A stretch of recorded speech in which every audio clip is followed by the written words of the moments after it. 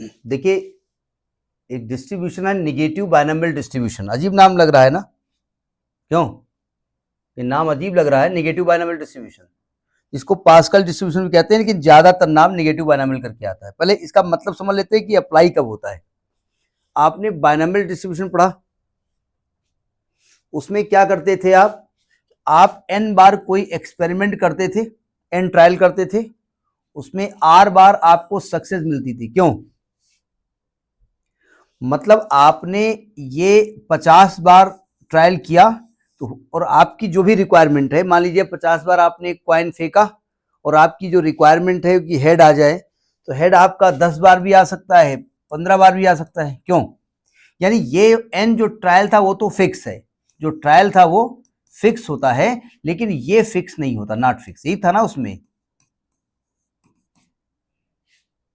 अब यहां उल्टा हो जाएगा, यहां पर क्या होगा कि ये जो r है वो फिक्स हो जाएगा, n फिक्स नहीं होगा। ठीक है, जैसे हमने आपसे कहा कि भाई ऐसा है कि आप कॉइन फेंको फेंको फेंकते रहो और 10 बार आपका हेड आ जाए, तो 10 बार हेड आवे, तो जरा समझिएगा, कम से कम 10 बार तो फेंकने पड़ेगा आपको। अगर 10 बार आप हेड लाना चाहते हो तो कम से कम 10 बार तो फेंकने पड़ेगा आपको। यानी आपका जो ट्रायल होगा कम से कम 10 बार भी हो सकता है, 11 बार भी हो सकता है, 12 बार भी हो सकता है, आगे हो जाएगा। नहीं समझे? यानी अगर r बार आपको सक्सेस चाहिए, r बार आप चाहते हैं कि वो चीज आ जाए, तो आपके नंबर ऑफ ट्रायल r हो सकते हैं, r+1 हो सकते हैं, r+2 हो सकते हैं। समझ में बात नहीं आई? तो इस प्रकार के क्वेश्चंस में हम निगेटिव बायनॉमियल डिस्ट्रीब्यूशन का यूज करते हैं। पहले तो समझ में आ गया निगेटिव बायनॉमियल डिस्ट्रीब्यूशन होता क्या है। ठीक है, अब मैं इसकी डेफिनेशन लिखूंगा और कुछ बातें लिखूंगा, कुछ समझ में आएंगी, कुछ नहीं समझ में आएंगी, और इसे निगेटिव बायनॉमियल कहते क्या है उसके बारे में बात करेंगे। जरा समझने की कोशिश करो, थोड़ा बहुत लिख लेते हैं फिर। ये कह रहे हैं निगेटिव बायनॉमियल, जिसको कि पास्कल डिस्ट्रीब्यूशन भी कहा जाता है, लेकिन 90% निगेटिव बायनॉमियल लिख के आता है, 10% पास्कल। मतलब कहा पास्कल नहीं इसके बारे में बात की, क्योंकि binomial is not the name of any scientist. Binomial तो आपका, चूंकि बायनॉमियल में दो टर्म होते थे, p+q⁴n, इसलिए कहा गया। ये कहा गया कि नेगेटिव बायनॉमियल डिस्ट्रीब्यूशन जो है वो एप्लीकेबल कब होता है? When we need to perform an experiment until the total of r successes are obtain. मतलब जब तक कि आपको जितने सक्सेस चाहिए, जब तक वो ऑब्टेन न हो जाएं, तब तक आपको एक्सपेरिमेंट करते रहना है। ठीक है, नंबर ऑफ सक्सेस यहां पर फिक्स होंगे, लेकिन नंबर ऑफ ट्रायल्स यहां फिक्स नहीं होंगे। तो नेगेटिव बायनॉमियल का मतलब समझ आ गया ना कि कब अप्लाई होगा। ठीक है, तो इसकी पहले कुछ प्रॉपर्टीज बता दी जाए, फिर बात करें कि भाई क्या होती है, क्योंकि थ्योरी बहुत जरूरी होती है, कभी कभी इसको आपको समझाने के लिए भी पूछ सकते हैं ना। अब देखिए निगेटिव बायनॉमियल डिस्ट्रीब्यूशन की प्रॉपर्टीज क्या हैं, आपको भी क्लियर कर दूंगा निगेटिव को क्यों कहा गया है, वो भी बाद में क्लियर करूंगा। तो कहते हैं पहली बात, यहां पर देखो 3 प्रॉपर्टी तो आपकी वही है जो बायनॉमियल डिस्ट्रीब्यूशन की है। पहली प्रॉपर्टी है कि ईच ट्रायल जो है उसमें 2 पॉसिबिलिटी होंगी, 2 आउटकम्स होंगे, या तो सक्सेस होगा या तो फेल्योर होगा। सक्सेस की प्रॉपर्टी p है और फेल्योर की q है। यही बायनॉमियल में था। क्यों भाई? दूसरी बात, probability of success remains constant for all trial. जितने भी ट्रायल होंगे वो, अगर मान लेते आप एक कॉइन फेंक रहे हैं और कॉइन फेंकने में हेड आने की प्रोबेबिलिटी 1/2 है, तो आप एक बार फेंको, 2 बार फेंको, 50 बार फेंको, वो 1/2 ही रहेगी। यही बायनॉमियल में भी था। ठीक है, अगली बात कह रहे हैं कि successive trials are all independent.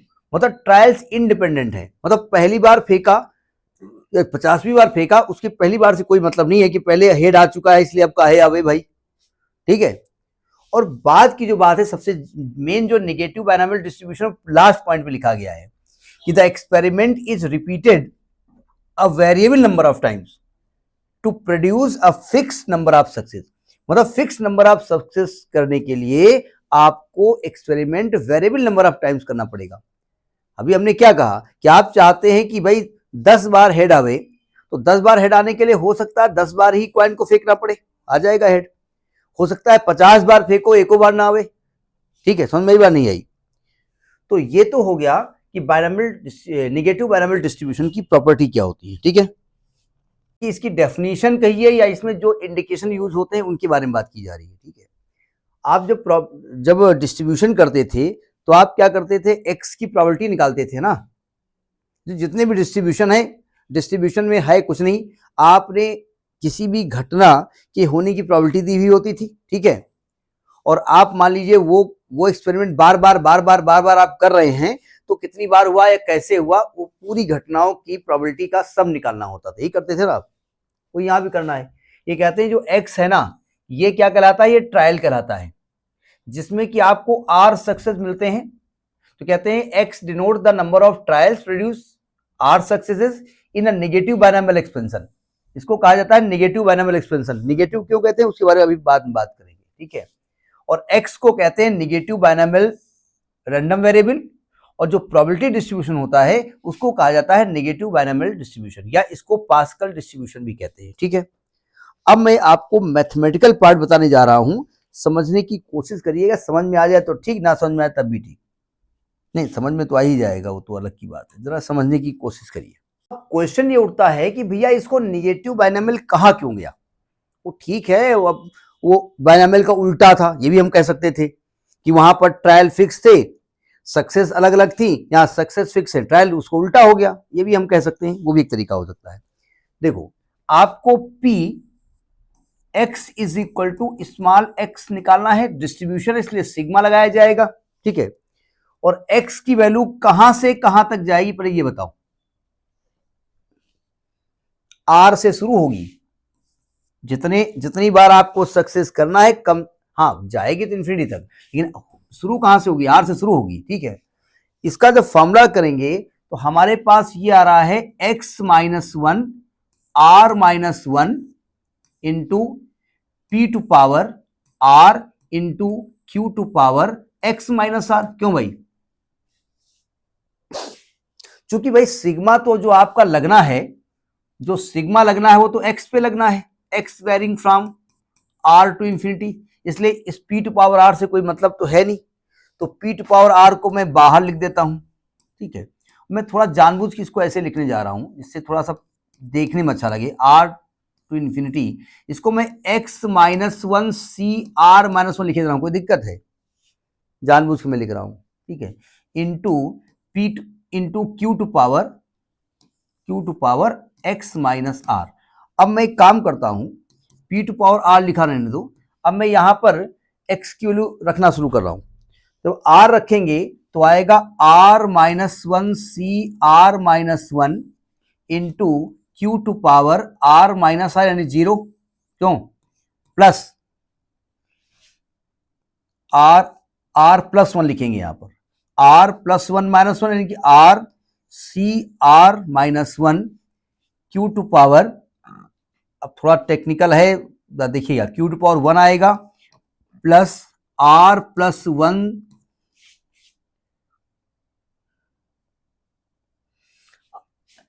CR minus one into Q to power two plus so on up to infinity. इसको जब खोलेंगे, हम डायरेक्ट लिख रहा हूं, तो ये आएगा one minus Q to power minus R।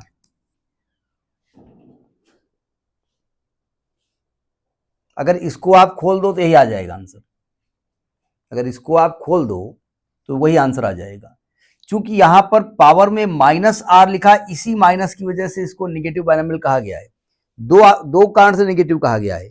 एक तो नेगेटिव इसलिए कहा गया है क्योंकि बायनॉमियल का उल्टा है, बायनॉमियल में ट्रायल फिक्स थे, यहाँ उल्टा बिल्कुल हो रहा है, ठीक है। और दूसरी बात इस माइनस की वजह से आ रहा है, ये पूछा नहीं जाएगा, केवल ये कॉन्सेप्ट था इसलिए मैंने बता दिया, आप इसको अपने दिमाग में मत रखिए, ठीक है। अब इसमें मीन कैसे निकालेंगे और वेरिएंस कैसे निकालेंगे। देखो, मीन होता है इसमें R अपान P, याद कर लीजिएगा, मीन होता है आप R अपान P, R अपान P, और जो वेरिएंस होता है, इसका वेरिएंस जो निकलता है वो निकलता है RQ अपान P स्क्वायर, RQ अपान P स्क्वायर। एक बढ़िया सी चीज देख लो, एक नोट देख लो, पैसे वाला नोट नहीं, नोट वाला। अगर मैं R को 1 कर दूं तो मीन आपका 1/P निकल रहा है, और जो वेरिएंस निकल रहा है वो निकल रहा है Q/P स्क्वायर। अगर ध्यान से देखो, ये ज्योमेट्रिक जो डिस्ट्रीब्यूशन था उसका मीन और वेरिएंस है, it is the mean and variance of geometric distribution. और आपको पहले कहा गया एक तरीके से ज्योमेट्रिक डिस्ट्रीब्यूशन का ही एक जनरल फॉर्म है, वो पर्टिकुलर फॉर्म था r=1 के लिए, जनरल फॉर्म हो गया जाकर के। तो कॉन्सेप्ट समझ में आ गया नहीं आ गया? देखिए क्वेश्चन है, जरा ध्यान से समझिएगा, क्वेश्चन को थोड़ा सा अजीब तरीके से लिखा हुआ है, लिखा है कि the probability is 0.40 that a child expose to a certain disease will contain it. मतलब किसी डिसीज के बारे में कोई जांच हो रही होगी, तो किसी भी चाइल्ड में वो डिसीज है, उसकी पॉसिबिलिटी 0.40 है। मतलब मैं थोड़ा सा इसमें अगर समझा दूं तो ये यानी कि डिसीज होने की प्रोबेबिलिटी है। अगर डिसीज होना ये आपसे पूछा जा रहा है तो वो सक्सेस हो गया जाकर के, क्यों भाई? और ना होना क्यों हो जाएगा, 1 माइनस कर देंगे। खैर, अ चाइल्ड एक्सपोज्ड, हाँ, अब कहते हैं what is the probability that the 10th child exposed to the disease will be third to catch it. अब समझ में आई बात क्या कह रहा है, 10th थर्ड क्या बता रहा है? अब सुनो ध्यान से, एक डॉक्टर का पैनल आया, वो बच्चों को चेक कर रहा है, बच्चों को चेक कर रहा है, और वो कह रहे हैं कि भाई एक मर्ज है, और मर्ज जो भी है उसके होने की प्रोबेबिलिटी 0.40 है। जरा देखो सोल्यूशन में समझा रहा हूं, यानी जो P है वो 0.40 है, तो मर्ज ना होने की प्रोबेबिलिटी क्या हो जाएगी? 0.60। ठीक है, अब देखो एक लड़का आया, डॉक्टर ने चेक किया, उसको डिसीज नहीं थी, दूसरा आया, चेक किया, नहीं थी, तीसरा आया, हो सकता हो उसके नहीं जी। तो यानी कि देखो पहला लड़का आया, कोई रोग नहीं था, दूसरा आया, नहीं था, तीसरे में रोग था, तो तीसरा ट्रायल था, लेकिन लड़का तो पहला मिला ना आपको, नहीं समझे? फिर आपने चौथे को बुलाया, उसको नहीं था, पांचवें को बुलाया, नहीं था, छठे को बुलाया और छठे में वो रोग निकल आया। तो छठे नंबर का जो लड़का था, वो छठे नंबर का जो ट्रायल था, वो उसमें रोगी सेकंड नंबर का निकला। क्यों भाई? तो कहते हैं 10th चाइल्ड जब आपने चेक किया, जब आपने 10th चाइल्ड चेक किया, तो वो आपका थर्ड नंबर का रोगी था, थर्ड नंबर व्यक्ति था जो उस रोग से पीड़ित था। समझ में आई बात नहीं आई? लॉजिक पकड़ में है? यानी कि इसके पहले 9 लड़कों में से 2 लड़के ऐसे थे जो उस मर्ज से पीड़ित थे। पॉइंट समझ में आया? तो आपको एक्चुअली निकालना क्या है? आपको निकालना है probability of x is equal to 10। 10 लड़कों में से आपने चुना, यानी x 10 है, लेकिन उसमें सक्सेस कितना है?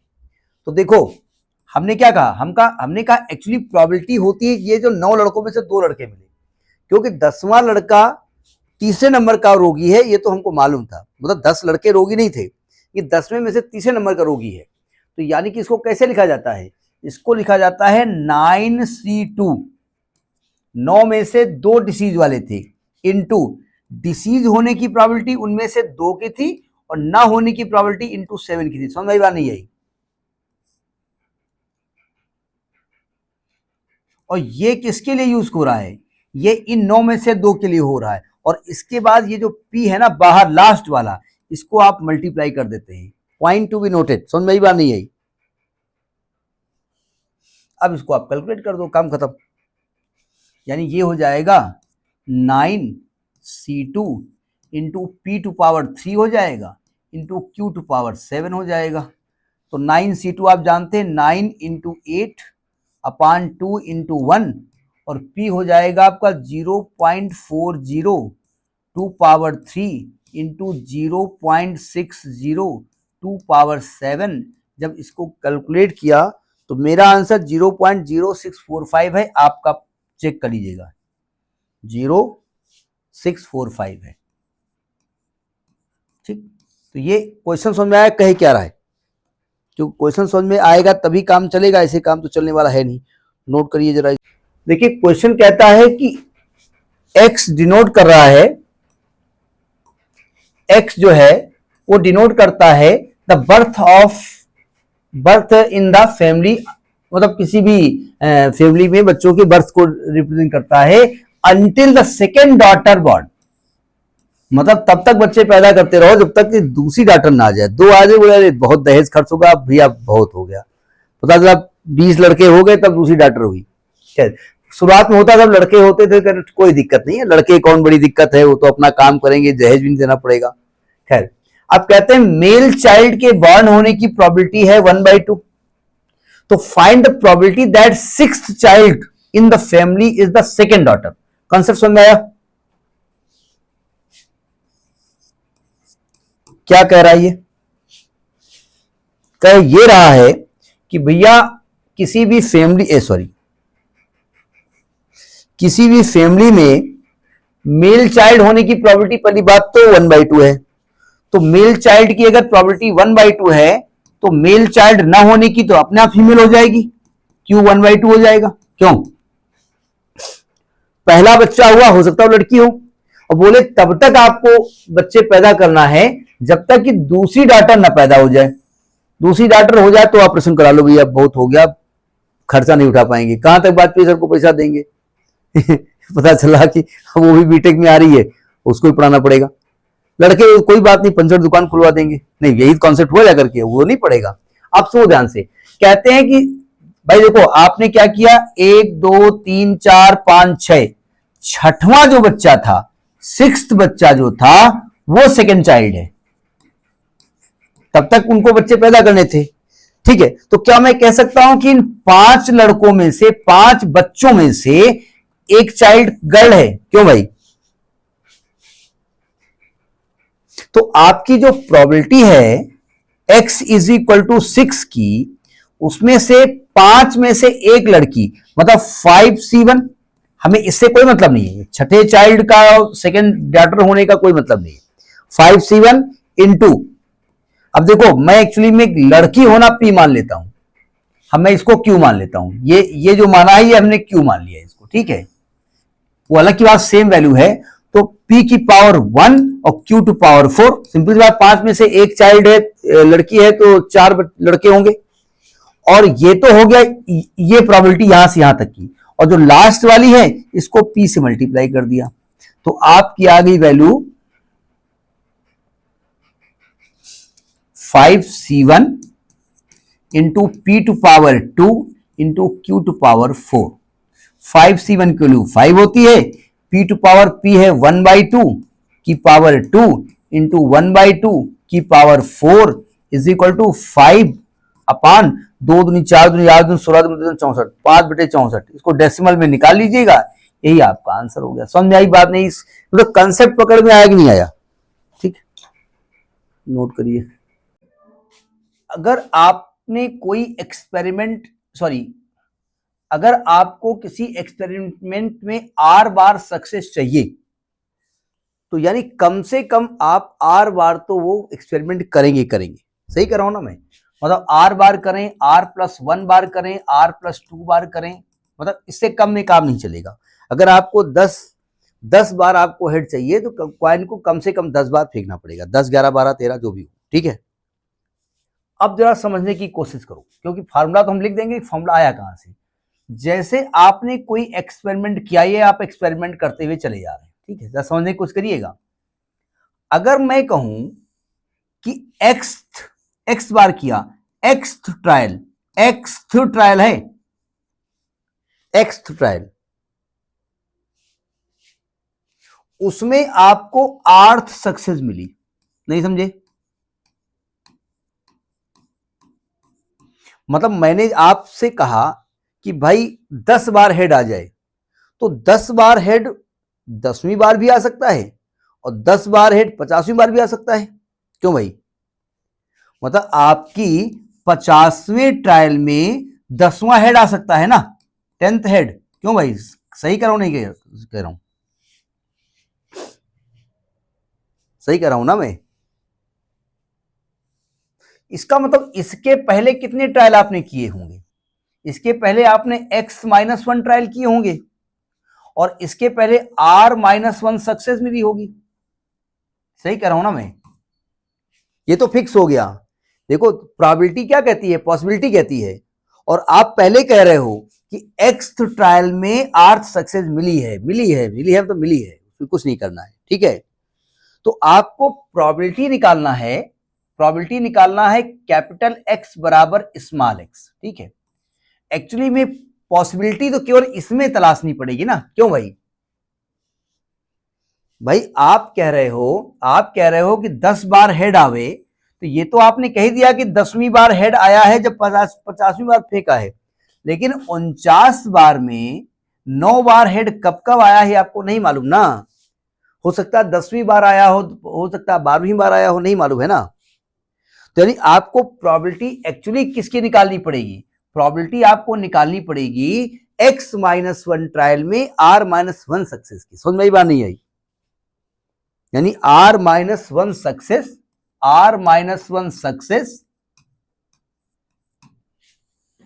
ये लॉजिक समझ में आ रहा है ना जो हम बोल रहे हैं? इन x-1 ट्रायल्स, वो इंडिपेंडेंट ट्रायल्स होते हैं, वो तो आप जानते हैं।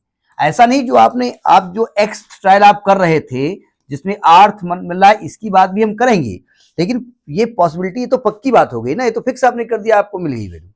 लेकिन आगे जो आप 49 बार फेंक रहे थे उसमें कब कब हेड आया आपको नहीं मालूम ना। तो देखो ध्यान से, अगर x-1 में r-1 बार सक्सेस हुआ तो ये x-1 c r-1 लिखा जाएगा, क्यों?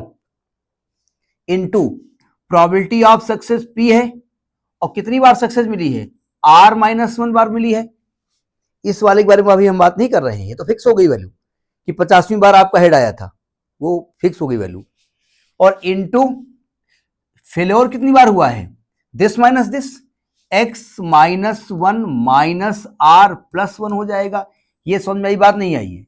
इसके बाद ये वाली जो प्रोबेबिलिटी है ना लास्ट वाली, इससे इसको हम मल्टीप्लाई कर देते हैं, ठीक है। कैपिटल P लिख दो, उससे कोई मतलब नहीं है, इससे मल्टीप्लाई कर देते हैं। समझ में आ रही बात नहीं आई? ये वाली प्रोबेबिलिटी है जो एक्सवीं बार आपका आया है। समझ में बात नहीं आई? तो जब इसको खोलेंगे, एक्चुअली जब ये फार्मूला हम पढ़ते हैं ना तो हम कंफ्यूज जाते हैं आया कहां से, इसलिए मैं इसको कहानी बता रहा था। तो ये आएगा x-1 c r-1 into p। अब ये r-1 में ये जुड़ जाएगा तो r आ जाएगा, तो सक्सेस r हो गई नहीं हो गई? सक्सेस r हो गई, लेकिन जो ट्रायल में आप सर्च कर रहे थे वो r-1 बार आपने सर्च करना खरा, नहीं समझे? फिर समझिएगा, आपकी सक्सेस कितनी बार हुई? r बार, लेकिन 8वीं बार फिक्स था, आपको मिल रहा था, वो फिक्स था। आपको जो देखना पड़ रहा था मिला कि नहीं मिला है, मिला, वो r-1 था, इसीलिए इसमें n-1 c r-1 किया गया into q to power x minus r। भाई x में से r बार सक्सेस हो गया, x माइनस r बार फेल्योर हो गया। समझ में बात आई कि नहीं आई? तो इसको लिखा कैसे जाता है? इसको लिखा जाता है प्रोबेबिलिटी ऑफ x, जो लिखा जाता है probability of x is equal to small x is equal to, ये लिखा जाएगा x-1 c r-1 into p to power r into q to power x minus r। जबकि x की वैल्यू क्या होगी? वेरिएबल तो x है ना, x की वैल्यू r होगी या r+1 होगी या r+2 होगी। समझ में आई बात नहीं आई? और अदरवाइज 0 होगी, अदरवाइज वो तो हर केस में अदरवाइज जुड़ा हुआ है। समझ में बात आई नहीं आई? अब ये जो आपका x-1 c r-1 है ना, इसको नोट कर लिया ना, तब हम रब करें। इसको जो लिखा हुआ है, इसको लिखने का थोड़ा सा तरीका चेंज किया गया है। इसको लिखा गया है x-1 r-1, ऐसे लिख दिया गया है, बस उसमें कंफ्यूज मत होइएगा, ठीक है।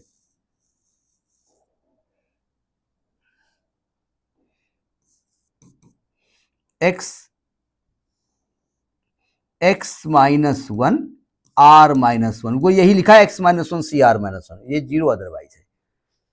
समझ में बात आ गई ना? अब एक बढ़िया सी बात देखो, अगर मैं r को 1 कर दूं, एक नोट में लिख रहा हूं, if r is equal to 1, मतलब पहले सक्सेस में, तो अगर r इज इक्वल टू 1 करेंगे तो p x is equal to small x जो होगा, r को 1 लिखोगे तो ये क्या आ जाएगा, देखो ये p टू पावर 1 आएगा into q to power x minus 1 होगा। क्यों भाई, ये ऐसे समझिएगा, ऐसे समझिएगा, ये r सक्सेस था ना, तो जब r को 1 लिख दोगे तो ये आपका x माइनस 1 c 0 हो जाएगा ना, into P to power r 1 हो गया, q to power x minus 1 हो गया। क्यों भाई, अब ये तो c0 तो 1 ही होता है, तो ये p to power 1 into q to power x minus 1 हो गया। अगर ध्यान से देखो, क्या यह ज्योमेट्रिक डिस्ट्रीब्यूशन नहीं है ना, तो यानी जब r 1 हो जाएगा तो ये ज्योमेट्रिक डिस्ट्रीब्यूशन बन जाएगा। आप भी मीन वगैरह भी इसी फॉर्मूले से निकाल देंगे।